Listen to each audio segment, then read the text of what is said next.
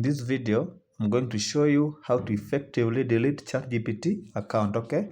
If you are a subscriber in this channel, you know very well that we don't waste time. We just dive right into the content you are looking for. Let's get started.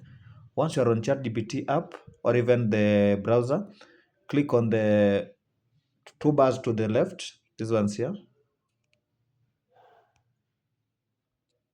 Okay, then scroll down, click on your profile, then click on settings.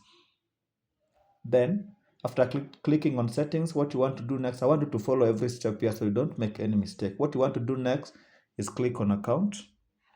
Okay, then scroll down, you will see option for deleting the account. Click on delete. Then you will be asked again if you want to delete account. Make sure you confirm if you want to delete account, and by doing that you will be able to delete your ChatGPT account and clear all your chat history. Thank you.